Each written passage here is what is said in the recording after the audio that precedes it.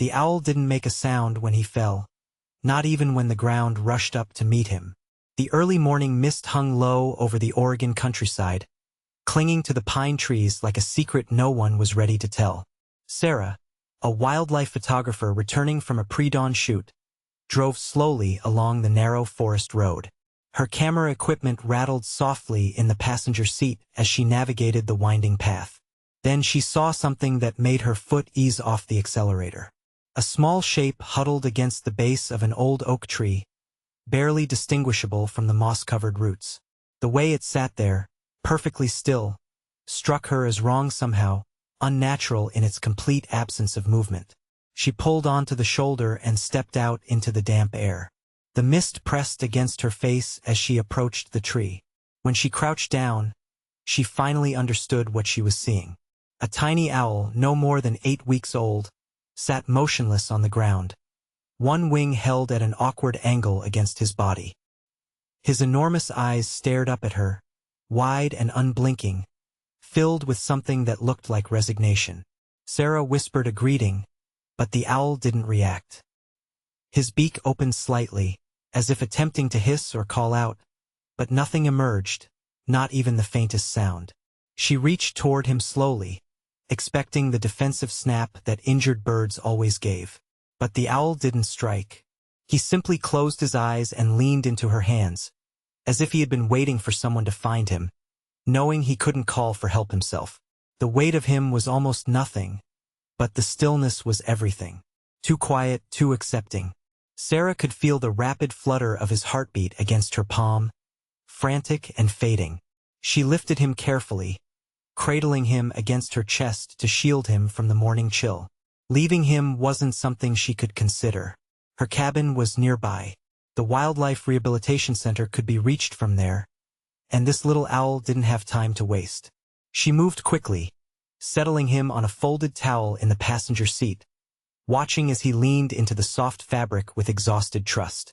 As she started the engine and turned back toward home, a single thought pressed into her mind with uncomfortable weight. Why couldn't this tiny owl make a sound? Not even to defend himself or cry for help. The cabin felt unusually quiet when Sarah carried the owl inside, placing him gently on a cushioned surface near the window. The morning light filtered through the curtains, soft and golden, but the owl flinched as if even that gentle brightness was too much. He tucked himself into the smallest position possible, wings pulled tight against his body, head lowered as if trying to disappear. Every movement Sarah made, the rustle of her jacket, the soft pad of her footsteps, caused him to tense, watching her with those impossibly large eyes. But he never tried to vocalize. Not a screech, not a hoot, nothing.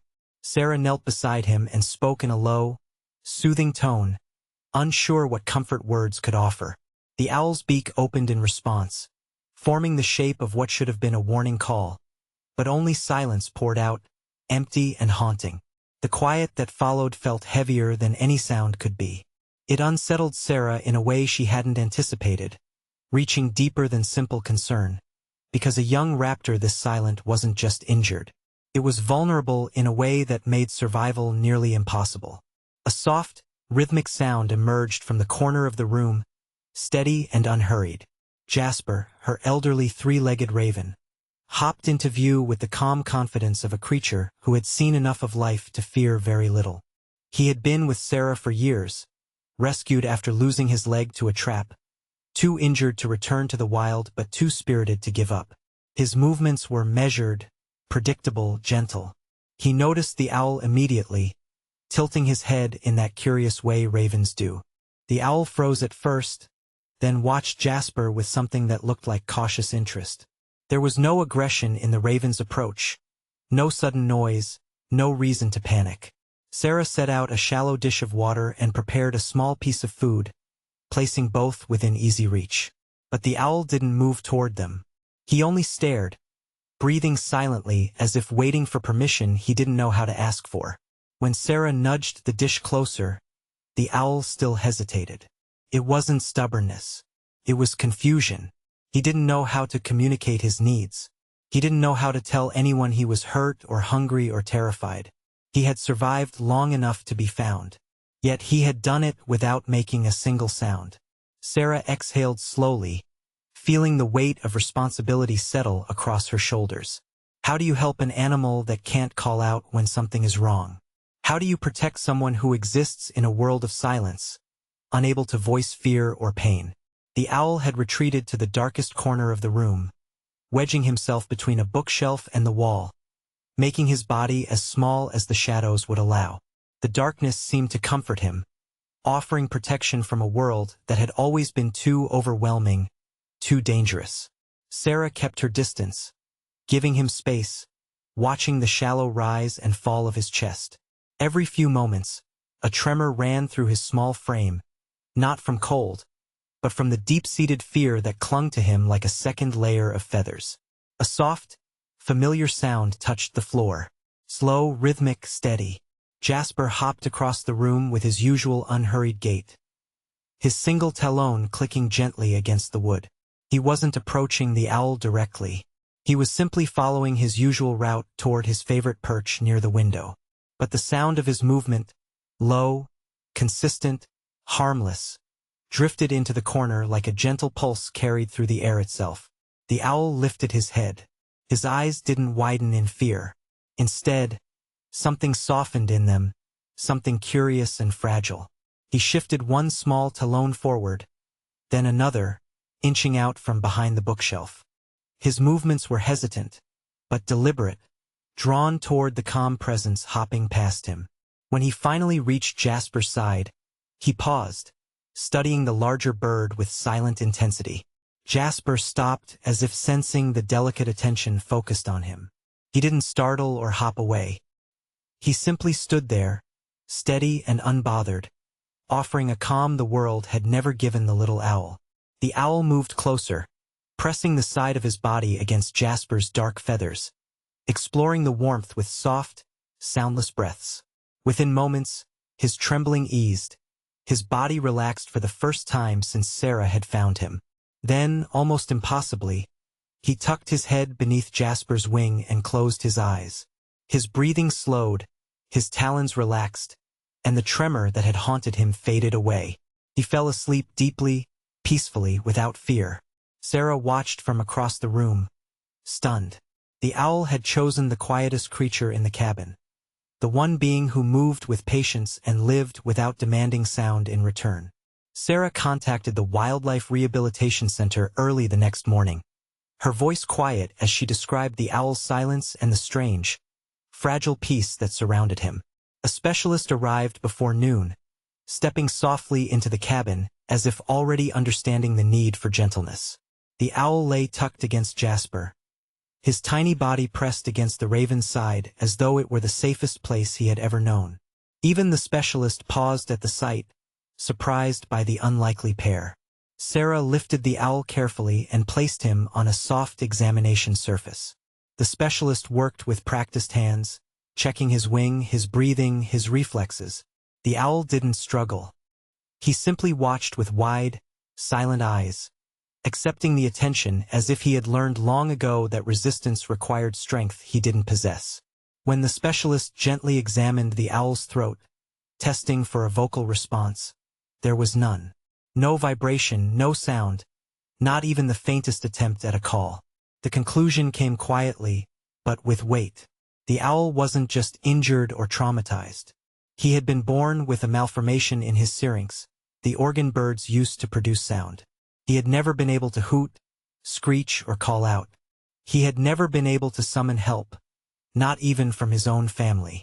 In a world where sound meant survival, communication, and defense, he had grown up unheard, unseen, and dangerously alone.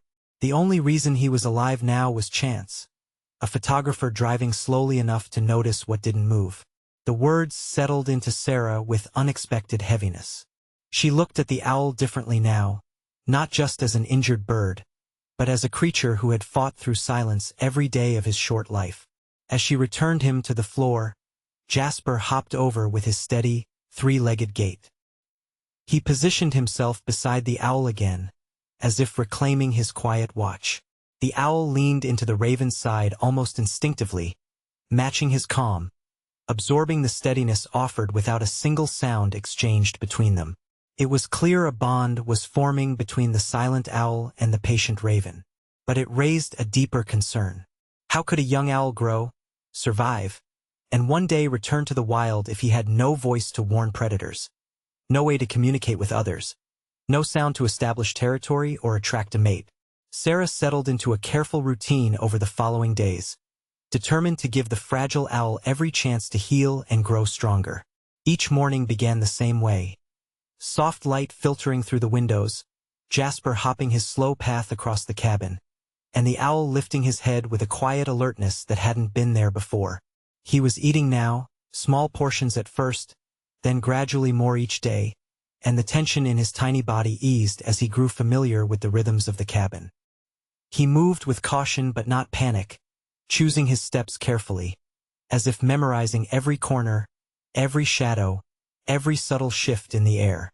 What amazed Sarah most was how the owl tracked movement through other senses.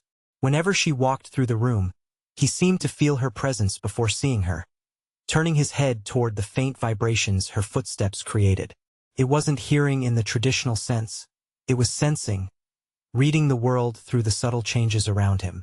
The specialist had warned that silence could be a fatal weakness, but watching the owl now, Sarah realized it had also forced him to sharpen other instincts. The bond with Jasper deepened quietly. The raven had never changed his habits.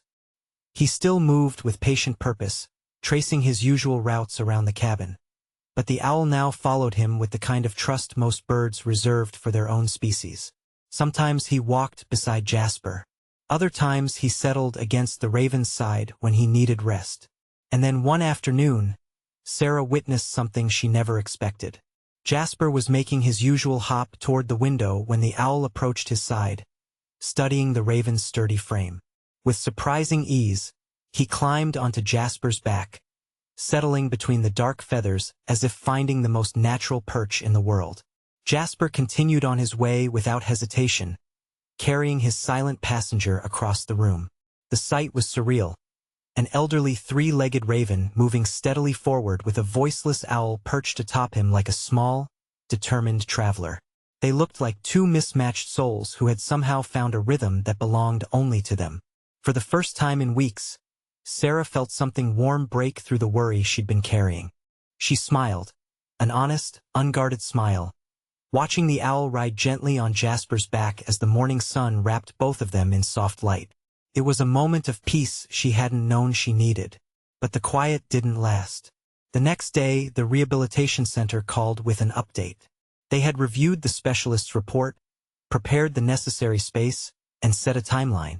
Soon, a team would arrive to take the owl into their care for the next phase of rehabilitation. The news hit Sarah harder than she expected, settling into her like a weight she couldn't shake. The countdown had begun. The specialists arrived in the late morning, their footsteps soft but purposeful as they approached Sarah's cabin. She had known this moment was coming. Yet, the sound of their knock still made her chest tighten. Inside, the owl sensed the shift immediately. He stood near Jasper, body tense, his silent breaths quickening as unfamiliar vibrations reached him through the floor. Without a voice to cry out, he could only stare up at Sarah with wide, pleading eyes, searching for reassurance in the only way he knew how. Sarah knelt beside him, resting a gentle hand along his back, feeling the tiny muscles quiver beneath her palm. The specialists moved slowly, speaking in hushed tones as they set the carrier on the floor. Even their careful approach couldn't ease the owl's fear. He pressed himself closer to Jasper, tucking part of his body beneath the raven's wing, as if the older bird could shield him from everything beyond the quiet world they had built together. Jasper didn't move away. He angled himself protectively, creating the smallest barrier his frame could offer. When the moment finally came, Sarah lifted the owl carefully, trying to keep her touch steady despite the weight settling in her chest.